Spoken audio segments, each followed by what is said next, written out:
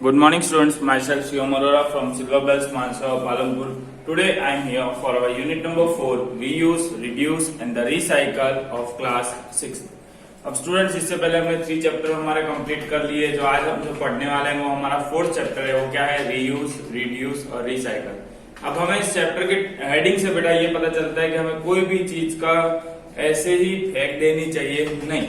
आप उस चीज का वापस रीयूज कर सकते हो। उसे अगर कोई भी चीज है जैसे प्लास्टिक है, आप उसका वापस से रीयूज कर सकते हो। अगर आप इंडिया के अंदर कम प्लास्टिक अगर आप रिड्यूस करना है, कम यूज करोगे तो उसका रिड्यूस भी होगा। सो हमारे ग्लोबल वार्मिंग में भी कोई प्रॉब्लम नहीं होगा।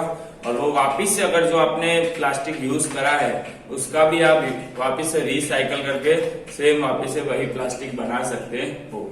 सो इसके वजह से क्या होगा स्टूडेंट्स, हमारा जो इंडिया के अंदर जो ग्लोबल वार्मिंग पे जो असर हो रहा है, जो फर्क पड़ रहा है, जिसकी वजह से जो इतनी गर्मी और ये सब बढ़ रहा है, जो वेदर चेंज हो जाता है कोई भी टाइम पे बेटा, जैसे विंटर के अंदर कभी भी बारिश आ जाना, समर के अंदर भी आ जाना बारिश होना, कभी भी विंटर के अंदर गर्मी पड़ना या गर्मियों के अंदर कभी ठंडी पड़ना, ये वेदर चेंजिंग किसके वजह से हो रहा है? मेन हमारे ग्लोबल वार्मिंग के वजह से हो रहा है। सो तभी बोलते हैं कि जितना हो आप कोई भी चीज का आप उसको ये 3 जो आपको आर क्यूब करके दिए गए हैं, हम इसे शॉर्ट फॉर्म में क्या बोलते हैं? आर क्यूब मतलब reuse, reduce and the recycle.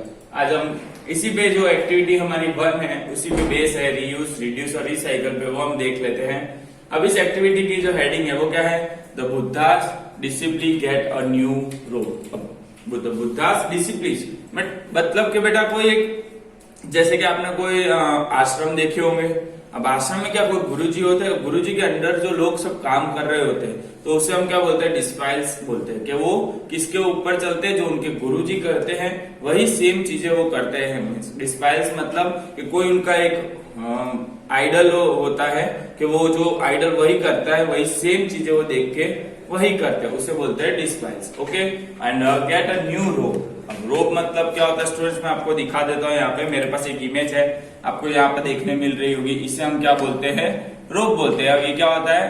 अब क्लोथ जो हमारे एंकल्स तक पहुंचते हैं, जो जेंट्स के लिए भी आते हैं और लेडीज के लिए भी आते हैं। ओके, अब जो यहाँ पे जो बात करेगी है, किसकी बात करेगी? Buddha disciple get a new rope. अब जो बुद्धा डिसिप्लिन होता है उसको क्या न्यू रोप मिलता है। ये हमारी हेडिंग है। अब इसके ऊपर हम देख लेते हैं कि हमें क्या कहना चाहती है स्टोरी में। Once a disciples of the Buddha asked him if he could get a new rope. अब जो डिस्पाइल्स होता है बुद्धा का, वो बुद्धा को पूछता है कि क्या उसे क्या नया रोप मिल सकता है। After Buddha made sure that the old rope could not be used any longer, he allowed the disciple to get a new one. अब बुद्धा क्या थे? पहले वो चेक करते थे, देखते थे कि अगर इसका ओल्ड रोप किसी का भी खराब हो गया है तो उसी के बाद ही उन्हें अलाउ करते थे कि उन्हें नया वन मिले। जब तक पुराने वाला चल सकता था वो चलाते थे।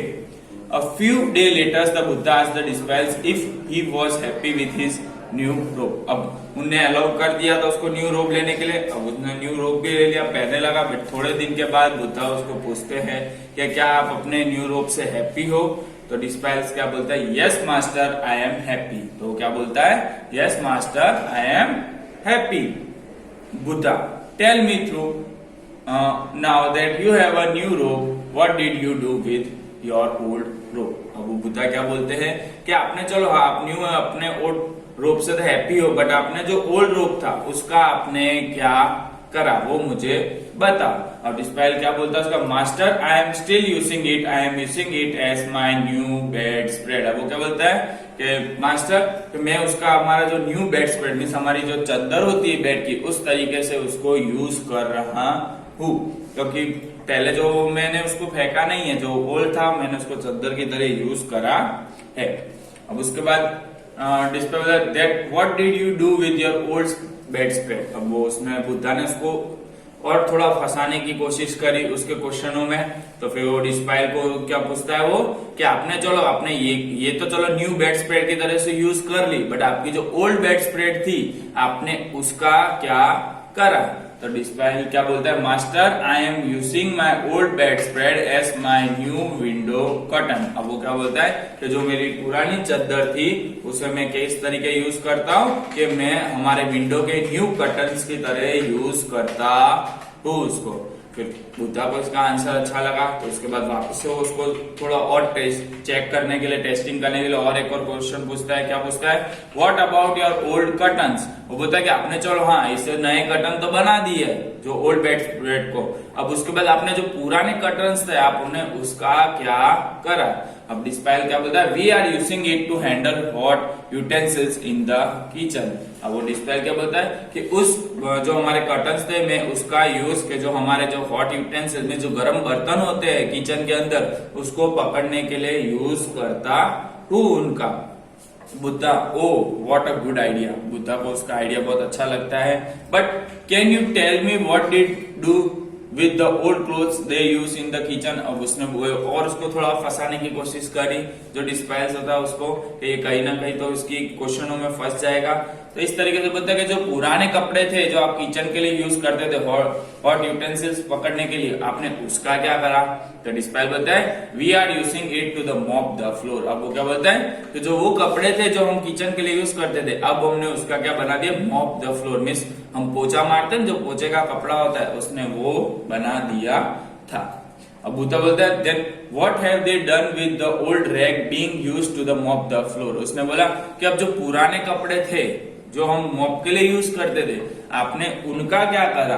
अब डिस्पाइल बोलता है master they were very torn. Means कि अब वो एकदम पतले हो गए थे, एकदम इसके धागे निकल रहे थे। टॉन मीन्स बेटा ऐसा कपड़ा होता है जिसके एक अब पूरा ही डिस्ट्रॉय हो जाता है, खाली वो उसके धागे निकल रहे होते हैं, उसे टॉन बोलते हैं। तो old rag were only a small strip of clothes. अब मैंने बोला जैसे आपको धागे निकल रहे थे, स्मॉल स्मॉल स्ट्रिप्स उसके अंदर से छोटी छोटी निकल रही थी, वो इस तरीके के हो गए थे। बुद्धा ओ सो दे आर वेस्ट देन। अब बुद्धा बोलता है कि हाँ अब तो वेस्ट हो गए होंगे ना जो स्मॉल स्मॉल स्ट्रिप्स निकल रही थी। तो डिस्प्ले बोलता है नो मास्टर। वो क्या बोलता है? नो मास्टर, क्या हमने वो अभी तक डिस्ट्रॉय हुए हैं नहीं। तो क्या बोलता है the old rags are now the new wrinkles in the lamps. तो उसने क्या बोला कि अब हमने उसको जो उसके जो धागे निकल रहे थे वो कपड़े के, हमने क्या करा है उन कपड़े के धागों को निकाल के जो लैंप होता है उसके आसपास टोटली लगा दिए हैं। सो उसके व्रिंकल्स बन चुके हैं लैंप के, जो लैंप थे हमारे यहाँ पे लगे हुए।